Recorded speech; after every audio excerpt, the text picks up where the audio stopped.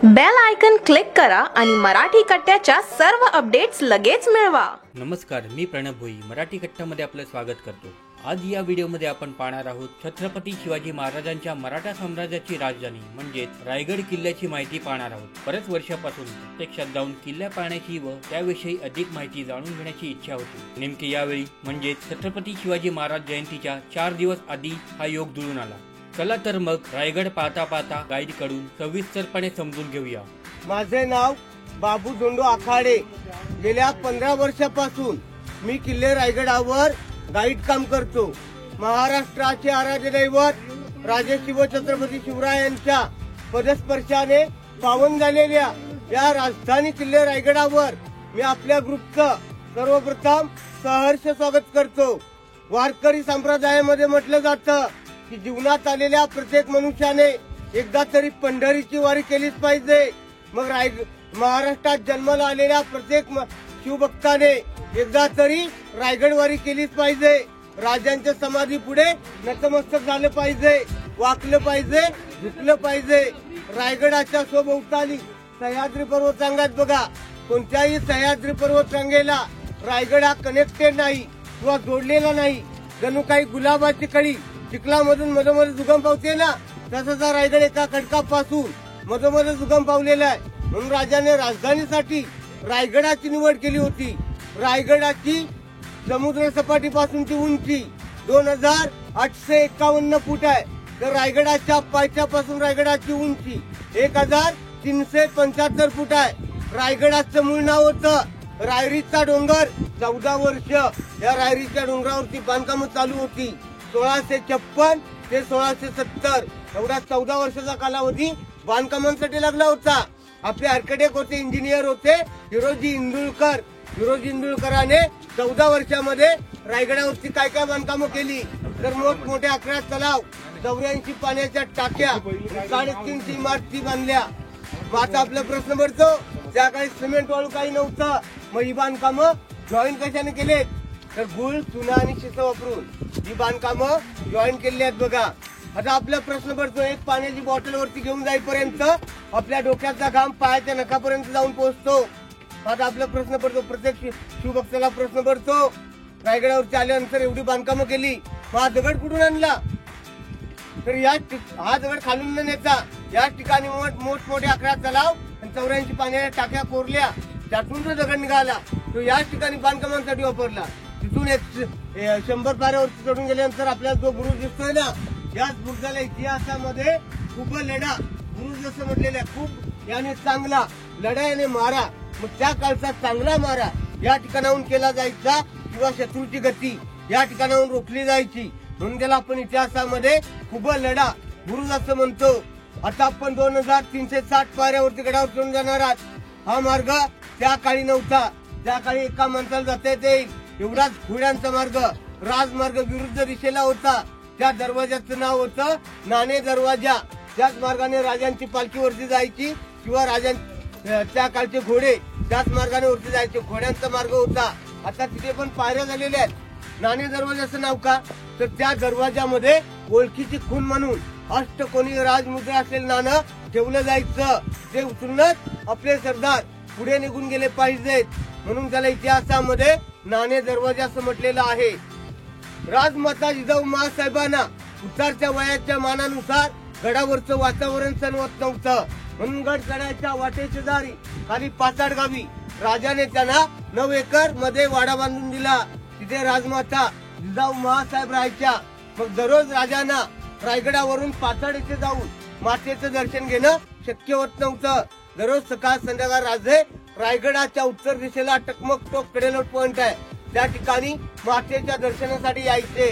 मग तेव्हा निजाम नावाचा एक सेवक नेहमी राजांच्या पाठीशी शस्त्र धरून उभा असायचा। शस्त्र धरून उभा असायचं, राजे तिथून घंटा वाजवायचे। मग राजमाता जिजाऊ महासाहेब आपल्या हातामध्ये भगवा झेंडा घेऊन आपल्या वाड्याच्या बाहेर उभ्या राहायच्या। मग राजे तिथून त्यांचं दर्शन घ्यायचे। बोला पुण्यश्लोक छत्रपती शिवाजी महाराज की जय, जय भवानी, धर्मवीर छत्रपती संभाजी महाराज की जय। आता आपण पुढे हिरकणी बुरुजाच्या तिथे माहिती घेणार आहोत।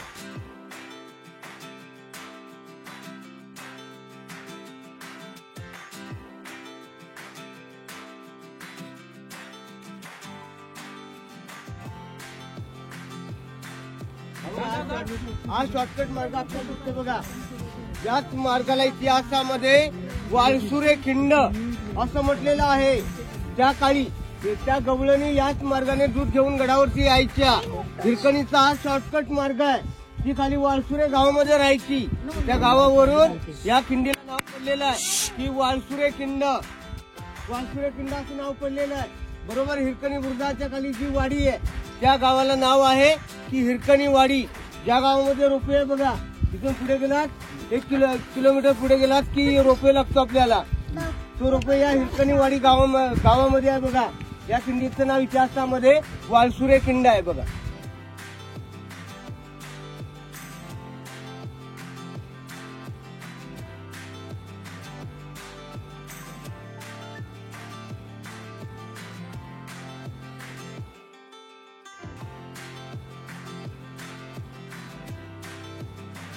मगाशी मी तुम्हाला खालून डोंगर दाखवला बघा, तो हिरकणीचा कडा. हिरकणीचा कडा जी माता बाळासाठी खाली उतरून गेली होती ना, तो दिवस होता कोजागिरी पौर्णिमेचा दिवस. कोजागिरी पौर्णिमेला राजाने गडावरती दुधाची मागणी केली होती आणि त्या माता दूध घेऊन गडावरती आल्या होत्या. त्यापैकी हिराई नवीन सून होती. तिला गडावरचे नियम माहित नव्हते. गडावरती स्वराज्यामध्ये त्या काळी नियम असे होते की सकाळी 5:30 वाजले सूर्योदय झाला की किल्ल्याचा मेन गेट महादरवाजा उघडायचा. संध्याकाळी 5:30 वाजले सूर्यास्त झाला की किल्ल्याचा मेन गेट महादरवाजा बंद व्हायचा. हे नियम त्या मातेला माहित नव्हते. कोजागिरी पौर्णिमेच्या निमित्ताने राजाने गडावरती विविध प्रकारचे मर्दानी खेळ ठेवले होते. ते वैभव त्यापूर्वीच्या मातेने कधी पाहिलं नव्हतं. ते पाहण्यामध्ये ती मग्न झाली होती. संध्याकाळी 5:30 वाजले. सर्व गवळणी खाली उतरून आल्या आणि ती माता अडकून वरती राहिली. वरती 100 एकरच्या परिसरामध्ये ती माता रस्ता शोधत होती, पण त्या मातेला कुठे रस्ता सापडला नाही. अक्षरशः कंटाळून ती माता रायगडाच्या पश्चिमेकडच्या कड्यावरती आली. आपल्या हातातील दुधाची किटली आणि पायातील चप्पल साक्ष म्हणून त्या डोंगरावरती ठेवली. ती माता त्या चांदण्या रात्रीमध्ये तो डोंगर खाली उतरून आली. डोंगर खाली उतरून येतात त्या मातेची इतकी बिकट अवस्था झाली होती. अंग करचटलं होतं, अंगावरचे वस्त्र फाटले होते, रक्तबंबाळ झाली होती. या अवस्थेत जाऊन ती माता बाळापर्यंत पोहोचली होती.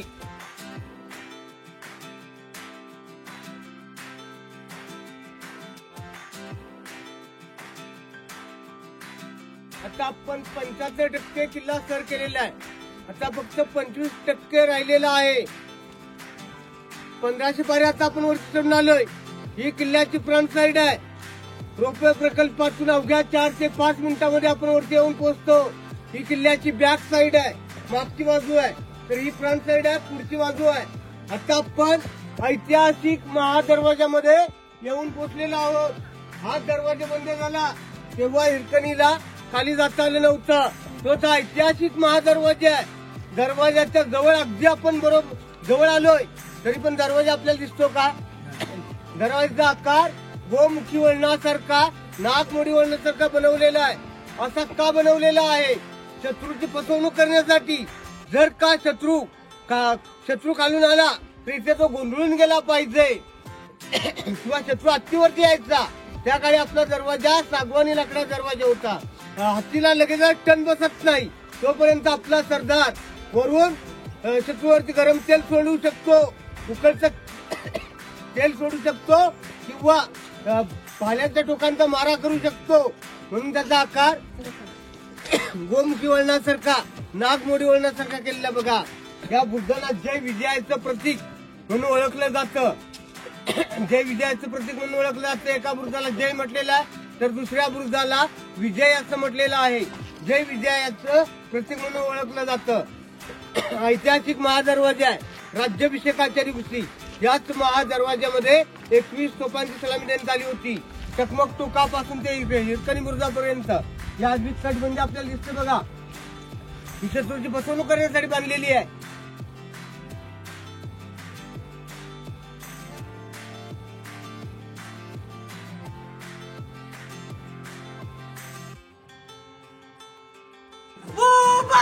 राष्ट्रपती शिवपती महाराज, राजमाता जिजाऊ माता, छत्रपती शिवाजी महाराज की जय भवानी.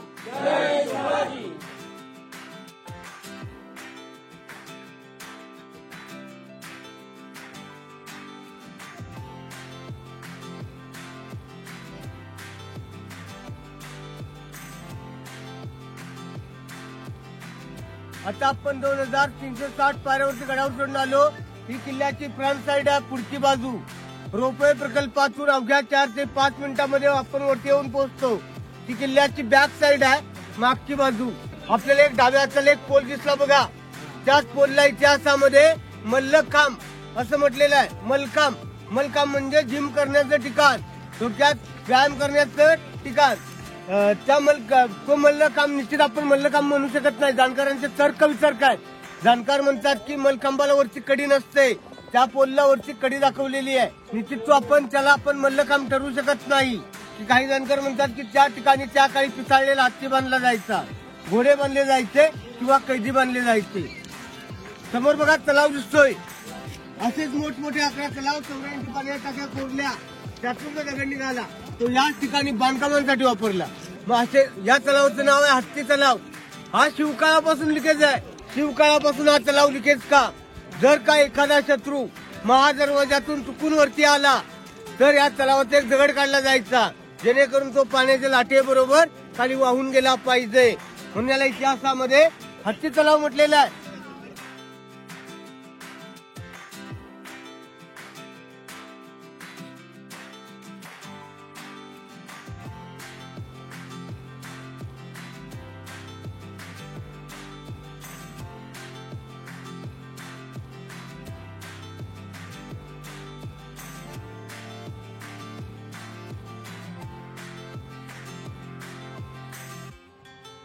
या तलावाची खोली आहे 32 फूट.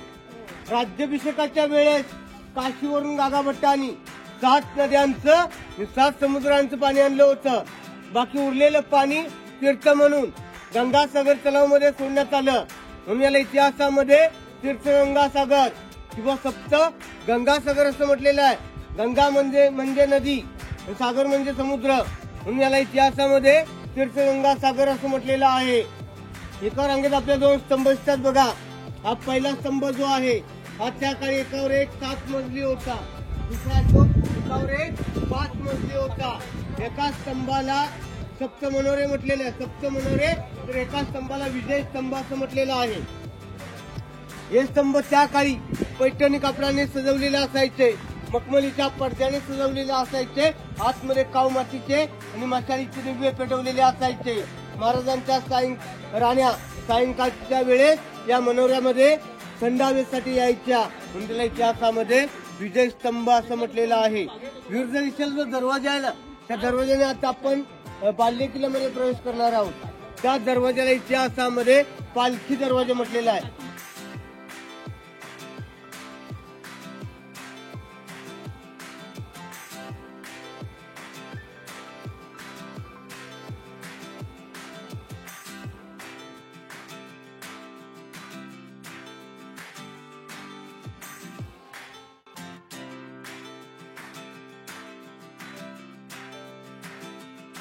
आता आपण 2360 पायऱ्यावर गडावर चढून आले. किल्ल्याची फ्रंट साइड आहे. रोपवे प्रकल्पातून अवघ्या 4 ते 5 मिनिटांमध्ये आपण वरती येतो. ही किल्ल्याची बॅक साइड आहे. रोपवेच्या लोअर स्टेशन पासून अप्पर स्टेशनला आपण येतो. याच विभागाला इतिहासामध्ये प्रामुख्याने काळकाईचा खळगा असं म्हटलेलं आहे.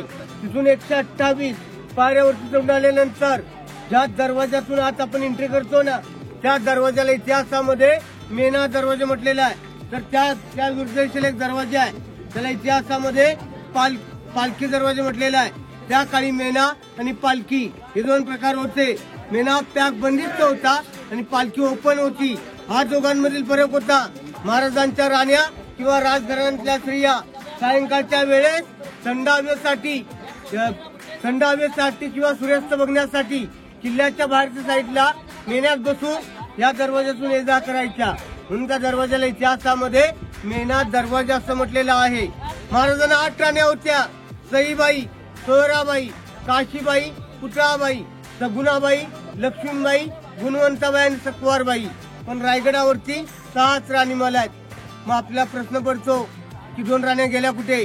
पहिली पट राणी सईबाई, संभाजी राजांची आई. संभाजीराजे 2 वर्षाचे असतानाच हा रायगड घेण्या अगोदरच सईबाईंचं निधन. तो राज्याची पहिली राजधानी राजगडावरती 5 सप्टेंबर 1659 रोजी सईबाईंचं निधन राजगडावरती झालं होतं.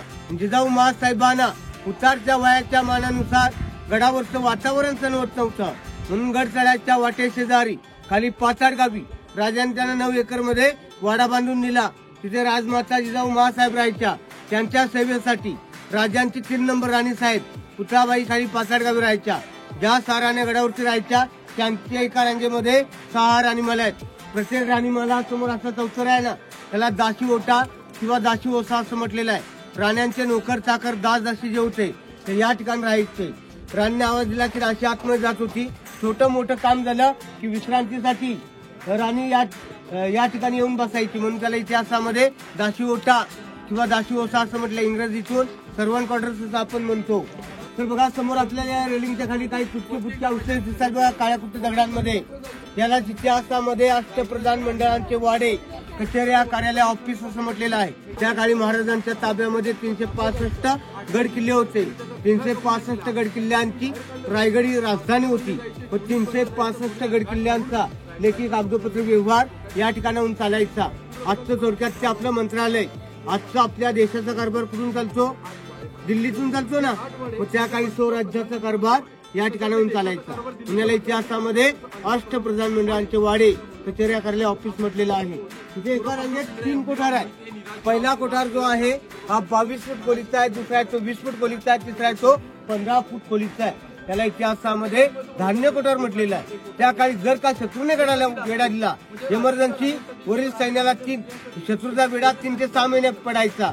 मग 3 ते 6 महिने इमर्जन्सीचा वरील सैन्याला धान्य पुरेल असा धान्यसाठा या ठिकाणी केला जायचा.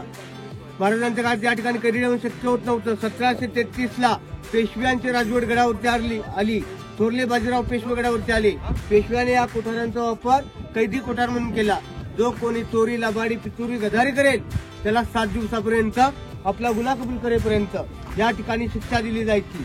7 दिवसाच्या आत जर का आपला गुन्हा कबूल केला नाही तर 8व्या दिवशी त्याचे हातपाय बांधून त्याला पोत्यामध्ये भरून पोत्याला डबल गाठ मारून रायगडाच्या उत्तर दिशेला टकमक टोक कडेलोट पॉइंट आहे, तिथून त्याचा कडेलोट केला जायचा. म्हणून त्याला इतिहासामध्ये धान्य कोठार किंवा कैदी कोठार असं म्हटलेलं आहे. विटांचं बांधकाम दिसतंय हे पेशवेकालीन आहे. काळ्या कुट्ट दगडातलं बांधकाम हे शिवकालीन बांधकाम आहे. बघा आता आपण एका राणीमहालात जायचंय. एका राणीचं एक राणीमहल. समोरचं चौथर दिसतोय हे राण्यांची सदर. पाठीमागे बेडरूम, उजव्या हाताला खिडकी, डाव्या हाताला टॉयलेट, बाथरूम. वरती हा चौथर दिसतोय ही राण्यांना भेटण्यासाठी खास लोक यायची. त्यांना भेटण्यासाठी बसण्यासाठी व्यवस्था. हे बघा याच्यावरती सागवानी कॉलम, पैठणी कापड, मखमलीचे पडदे, वरती सागवानी कॉलम आणि पैठणी कापड आणि वरती उत्तरच्या खापऱ्या कुंभार नळीची कौलं असे अवशेष होते.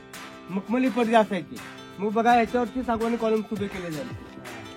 याच्यावरती सागवानी कॉलम उभे केले जायचे आणि विटांचं बांधकाम पेशवेकालीन आहे. ते दिवाळ तेवढंच होतं बघा. ते विटांच्या बांधकामाचं खाली आहे ना, त्याच्या छताचं पाणी त्याच्यावरती पडायचं. आता आपण अतिशय महत्वाच्या आणि पवित्र ठिकाणी आलोय बघा. आता आपण प्रामुख्याने बाल्य किल्ल्यामध्ये प्रवेश केलेला आहे. बाल्य किल्ला म्हणजे काय तर किल्ल्याच्या आतील किल्ला किंवा राजा महाराजांना सुरक्षित राहण्याचं ठिकाण म्हणजे तो बाल्य किल्ला. या भिंतीपासून जर त्या भिंतीपर्यंत हा मोकळा परिसर आपल्याला दिसतो बघा. याच मोकळ्या परिसराला इतिहासामध्ये प्रामुख्याने महाराजांचा राहता प्रशस्त राजवाडा म्हटलेला आहे. याच राजवाड्यामध्ये एका रांगेत आपल्या 4 चौथरे दिसत आहेत. त्या 4 चौथऱ्यांपैकी हा चौथरा अतिशय महत्वाचा चौथरा आहे. या चौथऱ्यावरती राजांचा सागवानी प्लेट असणारा पैठणी कापडाने सजवलेला, मखमलीच्या पडद्याने सजवलेला आणि आतमध्ये कावमातीची आणि मशालीचे दिवे पेटवलेला असं वैभवशाली 2 मजली राहता प्रशस्त राजवाडा होता. या चौथऱ्यावरती महाराष्ट्राच्या इतिहासाने पाहिलेला तो काळा दिवस, अवघा महाराष्ट्र पोरका झाला, उगवता सूर्य मावळला, रयतेचा राजा गजाड झाला. तो दिवस होता चैत्र पौर्णिमा 3 एप्रिल 1680. चैत्र पौर्णिमा 3 एप्रिल 1680 ला आपल्या राजाने अखेरचा श्वास या चौथऱ्यावरती सोडला आणि त्यांच्या देहकलेला अग्नी तिथून 1.5 किलोमीटर अंतरावरती जगदीश्वर महादेव शंकराचं मंदिर आहे. तिथे त्यांच्या देहकलेला अग्नी त्यांचा होता. तिथेच का शंकराच्या मंदिरासमोरच का, कारण आपले राजे शंकराचे आणि महादेवाचे भक्त होते म्हणून त्यांच्या देहकलेला त्याच ठिकाणी अग्निदंडाला होता.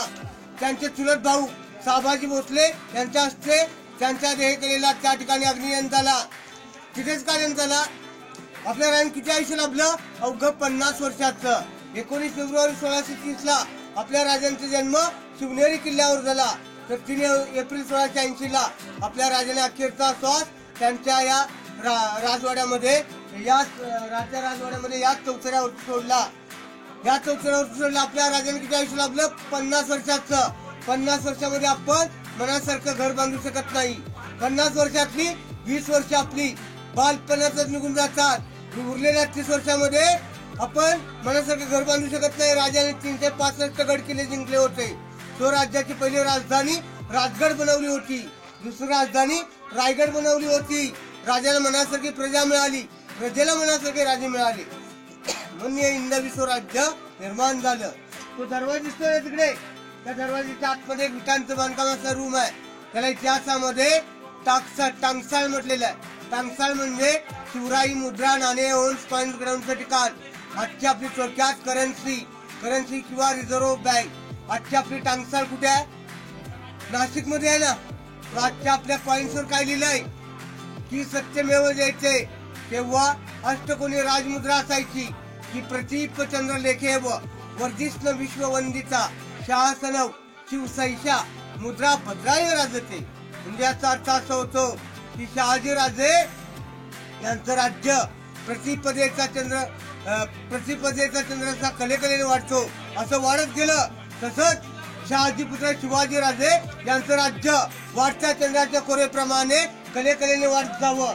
ते गोरगरीब जनतेच्या कल्याणासाठी आहे. आणि सर्व शिवभक्त, लाखो शिवभक्त आमच्या समोर या पवित्र ठिकाणची माती आपल्या कपाळाला पासून जातात. चपलो बुट काढा, दर्शन घ्या.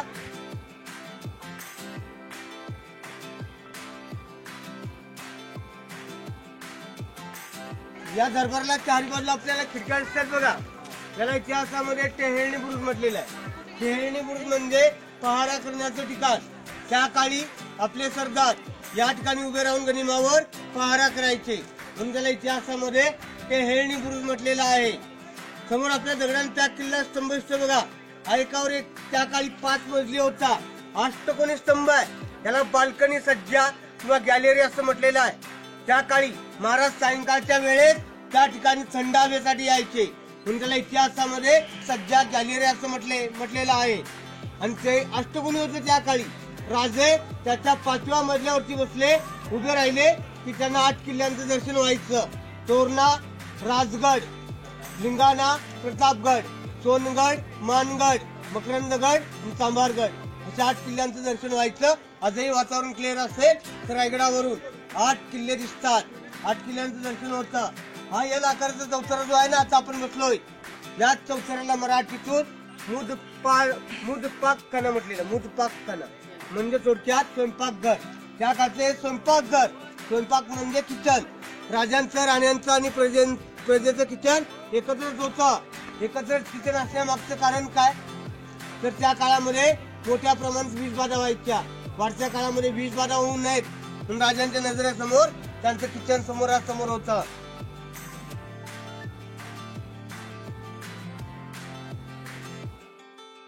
आता आपण अतिशय महत्वाच्या आणि पवित्र ठिकाणी आलोय. 351 वर्षापूर्वी आपल्या राज्यांचा राज्याभिषेक सोहळा ज्या राजदरबारामध्ये पार पडला त्याच ठिकाणी आता आपण उपस्थित आहोत. बघा समोर आपल्या गेट ऑफ इंडिया सारखा गेट दिसतो बघा. हा गेट ऑफ इंडिया सारखा नाही, गेट ऑफ इंडिया याच्या सारखा आहे. कारण इंग्रजांनी याची कॉपी नेऊन मुंबईमध्ये गेट ऑफ इंडिया बनवलेला बघा. त्याला इतिहासामध्ये नगारखाना असं म्हटलेलं आहे. ऐतिहासिक नगारखाना आहे. त्या काळी सकाळी सूर्योदयाच्या वेळेस पहाटे 5:30 या ठिकाणी नगारा वाजला की किल्ल्याचा मेन दरवाजा महादरवाजा उघडायचा आणि संध्याकाळी 5:30 वाजले सूर्यास्त झाला की किल्ल्याचा मेन गेट महादरवाजा बंद व्हायचा. त्याला इतिहासामध्ये नगारखाना असं म्हटलेलं आहे. या नगारखान्याची जमिनीपासून 52 फूट आहे, अशी रुंदी 40 फूट आहे. अजून 32 शिड्या होत्या.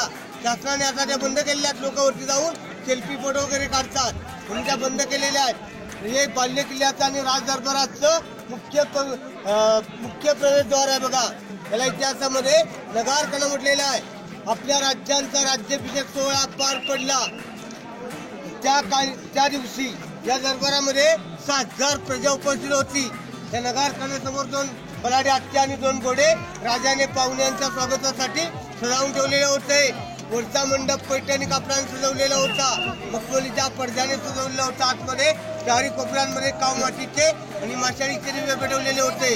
आता आपणच कल्पना करू शकतो की 400 वर्षापूर्वीची पैठणी कापडातील आणि माशाळीच्या उजेडातील लोक आपल्याला कशी वाटत असलो. आपल्या राज्यांचा राज्याभिषेक सोहळा पार पडला. ती दिनांक होती 6 जून 1674. आनंद नाम संवत्सरे शालिवाहन शके 1596. शनिवारी सकाळी पहाटे 5 वाजता आपल्या राज्यांचा राज्याभिषेक सोहळा याच ठिकाणी पार पडला होता. त्या काळी हे सिंहासन 32 मन सुवर्णाचे रत्नजडित सोन्याचं सिंहासन होतं. 1 मन म्हणजे 40 किलो असं 1280 किलोच्या वजनाचं हे सिंहासन होतं. 3 नोव्हेंबर 1689 औरंगजेबाचा सरदार जुल्फिकार खान याचं टोपण नाव इतियत खान याने सर्वप्रथम रायगडास वेढा दिला आणि सर्वप्रथम झाले या 32 मन सुवर्णाच्या सिंहासनावरती घणाचे गाव घातले. सोडलं फोडलं वितरवलं आणि घेऊन गेले बघा. त्या 32 मन सुवर्णाच्या सिंहासनाची आपल्याला हुबेहूब प्रतिकृती पाहायला मिळते. याच प्रतिकृतीला या छत्राला इतिहासामध्ये मेघडंबरी असं म्हटलेलं आहे. मेघडंबरीच्या आतमध्ये 600 किलोची आपल्या राजांची मूर्ती आपल्याला पाहायला मिळते. या मूर्तीची स्थापना 6 जून 2009 मध्ये राजांचे 13वे वारसदार कोल्हापूरचे युवराज छत्रपती संभाजीराजे भोसले यांच्या हस्ते या मूर्तीची स्थापना करण्यात आली आहे. राज्याभिषेकाच्या दिवशी या सिंहासनाच्या उजव्या हाताला आऊसाहेब राणीसाहेब संभाजीराजे राजाराम महाराज बसलेले होते. डाव्या हाताला काशीवरून आलेले गागाभट हे अष्टप्रधान मंडळ बसलेलं होतं. आणि आपल्या राज्यांचा राज्याभिषेक सोहळा हा आनंदमय सोहळा होता. तरी पण राजे देवदेवतांना विसरलेले नव्हते. राजे पहाटे 4 वाजता उठतात. स्नान करून वस्त्र परिधान करून कवड्याची माळ गळ्यात घालून जिरे टोप घालून राजे हातीच्या अंबारीतून देवदेवतांच्या दर्शनाला जातात. आई भवानीला सगळे घालतात. जगदीश्वरास नतमस्तक होऊन गडदेवता शिरकाईचं दर्शन घेऊन हत्तीच्या अंबारीतून उठून राजे आत येतात. 6000 मावळे या दरबारामध्ये बसलेले 6000 मावळे उठून डोक्याचा फेटा सोडून कमरेला शिला गुंडाळून राजाला मुद्रा करतात. प्रत्येक सरदाराचा प्रत्येक मावळ्याचा मुद्रा स्वीकारत राजे सिंहासनाकडे येतात. 4 पायऱ्यांच्या खाली उभे राहतात.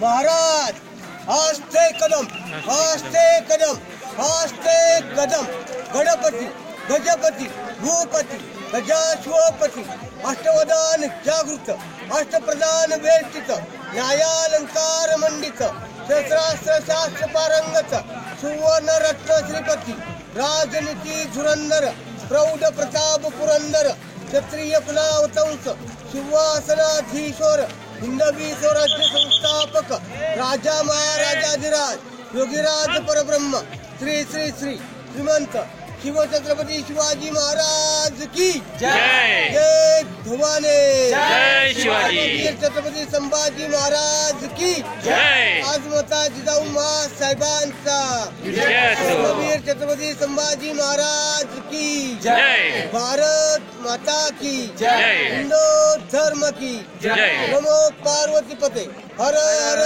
महादेव हर महादेव. भारत माता की जय. हिंदू धर्म की जय. त्या मैदानावरती आता आपण उभे आहोत. त्याच मैदानाला प्रामुख्याने होळीचा माळ असं म्हटलेलं आहे. त्या काळी मानाची होळी या ठिकाणी पेटायची. इथे होळी पेटल्यानंतर आजूबाजूच्या गावातील गडकिल्ल्यातील होळ्या पेटायच्या. होळीमध्ये अर्पण केलेला नारळ आज आपण काठीच्या सहाय्याने पेटक्या होळीतून बाहेर काढतो.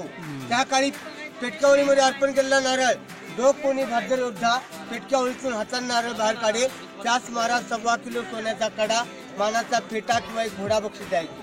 फक्त संभाजीराजे आणि तानाजी मालुसरे 2च व्यक्ती काढत होते. बाकी कोणाला काढता येत नव्हतं. संभाजी राजाने वयाच्या 9व्या वर्षी पेटच्या ओळीतून हातांना बाहेर काढला होता. याच्यावरती ओळखलं जायचं की कोण किती शत्रूशी लढू शकतो. समोर आपल्याला ती पत्र्याची इमारत दिसते ना, त्याला हत्तीशाळा, पिलखाना, गजशाळा असं म्हटलेलं आहे. त्या ठिकाणी राजांच्या हत्तींचं पालन पोषण केलं जाईल म्हणून त्याला इतिहासामध्ये हत्तीशाळा, पिलखाना किंवा गजशाळा असं म्हटलेलं आहे. समोर आपल्याला भली मोठी लांब लचक इमारत दिसते. या इमारतीला इतिहासामध्ये बाजारपेठ असं म्हटलेलं आहे. या बाजारपेठेची लांबी 800 फूट आहे, तर रुंदी 40 फूट आहे.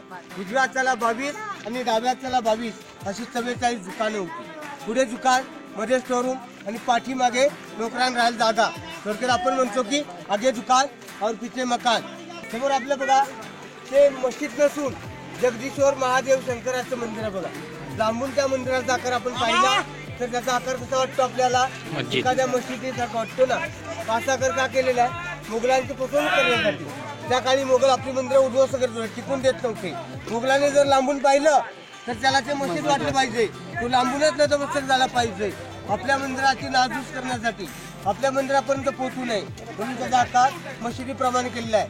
वरती गुलाबाच्या कळीसाठी कळी दाखवली आहे, ती हिंदूंचं प्रतीक आहे. हिंदूंना ओळखता आलं पाहिजे हे मंदिर आपलं आहे, हे मंदिर आपलं आहे. त्या काळी औरंगजेबाच्या सरदार उंचीने रिपाड वांगाने रुंद होते म्हणून त्या मंदिराची दरवाजे उंचीने कमी व रुंदीने कमी करण्यात आलेले आहे. जर का नसता जिजाऊ महासाहेब तर दिसले नसते आपल्या अंगणामध्ये तुळस. जर का जन्माला झाले नसते छत्रपती शिवराय तर दिसले नसते आपल्या उंच उंच मंदिरांचे ते उंच उंच कळस.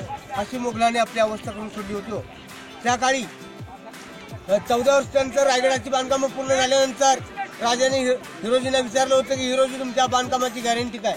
तर ते म्हणाले होते की यावं चंद्र दिवा करो, म्हणजे जोपर्यंत चंद्र सूर्य तारे आकाशामध्ये चळपत राहतील ना तोपर्यंत माझं एकही बांधकाम हलणार नाही असं गॅरंटी पत्र त्या नगारखान्याच्या उजव्या साईडला संस्कृत लिपीमध्ये लिहून ठेवलेलं आहे बघा. ज्या वेळेस रायगडाची बांधकामं चालू होती, 14 वर्षे रायगडाची बांधकामं करण्यासाठी लागली, 14 वर्षे लागली तेव्हा राजांचं वास्तव्य राजगडावरती होतं. राजगडावरून राजे पन्हाळ्याच्या मोहिमेवर निघून गेले होते. राजाने हिरोजींना दिलेला पैसा आणि मोहरा संपल्या. हिरोजीने काय केलं? रायगडाची बांधकाम अर्धवट राहिली. हिरोजीने काय केलं? स्वतःचं मन मोठं केलं. राजांकडे न जाता स्वतःच्या गावाकडे गेले. स्वतःचा राहाचा वाडा विकला, राहाचा वाडा विकला, स्वतःहून सोनं विकलं, स्वतःची प्रॉपर्टी विकली, बायकोच्या अंगावरचे दागिने विकले. या रायगडाची बांधकामं पूर्ण केली. 1673 रायगडाची बांधकामं पूर्ण झाली. तेव्हा राजाने हिरोजीने राजाने निरोप दिला की राजे रायगडाची बांधकामं पूर्ण झालीत, तुम्ही वास्तव्याला रायगडावरती या. मग राजे वास्तव्याला रायगडावरती आले तरी पण हिरोजीने राजांकडे 1 रुपया मागितला नाही. तुमच्या आमच्यासारख्या लोकांनी राजांना सांगितलं की राजे हिरोजीने स्वतःची प्रॉपर्टी विकून, स्वतःचा राहाचा वाडा विकून, स्वतःजवळची सोनाने विकून, बायकोच्या अंगावरचे दागिने विकून त्या रायगडाची बांधकाम पूर्ण केलेत. राजाला बरोबर हे वाटत नाही. राजे हिरोजींना दरबारामध्ये बोलावून घेतात. हिरोजींना राजे म्हणतात, वा हिरोजी तुमच्यासारखी निष्ठावंत मुलं या हिंदवी स्वराज्याला लाभली म्हणून या हिंदवी स्वराज्य निर्माण झालं. तुम्ही 14 वर्ष आमची अविरत सेवा केलेली, तुम्हाला बक्षीस काय पाहिजे ते मागून घ्या. तर ते म्हणाले मी बक्षिसाच्या अपेक्षेने रायगडाची बांधकामं केलेली नाहीत. जर का तुम्हाला बक्षीस द्यायचंच असेल तर माझी वेळ आल्यानंतर मी मागून घेईन. राज्याभिषेकाच्या दिवशी याच राजमार्गाने राजांच्या हत्तीच्या अंबारची मिरवणूक जगदीश्वर मंदिरामध्ये काढण्यात आली. त्या नगारखान्याच्या पहिल्याच पायरीवरती आर्किटेक्ट हिरोजी इंदुलकर उभे होते. राजे तिथे जातात. राजांचे म्हणाले, राजे थांबा, आता मात्र माझी बक्षीस मागण्याची वेळ आलेली. राजे खुश होऊन म्हणाले, वा हिरोजी काय पाहिजे ते मागा, हत्ती मागा, घोडे मागा, सोनं मागा, होन मागा, गावची इस्टेट मागा, पाटीलची मागा, ओतनदारी मागा, जागीरदारी मागा, तर तुम्हाला आम्ही द्यायला तयार आहोत. तर ते म्हणाले मला बाकी काही नको, ज्या पायरीवरती तुमच्या उजव्या पायाचा पदस्पर्श होईल ना त्या पायरीवरती माझ्या नावाची पाटी बसवण्याची मला परवानगी द्या. राजे म्हणले इथेच आणि माझ्या पायाखालीच का? एवढा मोठा नगारखाना आहे, महादरवाजा आहे, तिथे का नको? तर ते म्हणाले की ज्या ज्या वेळेस तुम्ही जगदीश्वराच्या दर्शनाला याल ना त्या त्या वेळेस तुमच्या पायाची धूळ माझ्या मस्तकी लागेल म्हणून तुमच्या चरणाखाली माझ्या नावाची पाटी बसवण्याची मला परवानगी द्या. मग त्या पहिल्याच पायरीवरती मोडी लिपीमध्ये असं नाव लिहिलेलं आहे बघा की सेवेचे ठाई तत्पर हिरोजी इंदुलकर. शहाजहाने ताजमहल बांधला त्याची बोटकलम करण्यात आली. ज्याने हा रायगड बांधला त्याला नावाची पाटी देण्यात आली. बोला पुण्यश्लोक छत्रपती शिवाजी महाराज की जय. जय भवानी. जय शिवाजी. छत्रपती संभाजी महाराज की जय. आपली माहिती समाप्त होते. धन्यवाद सर. कसं वाटलं रायगड दर्शन? मस्त.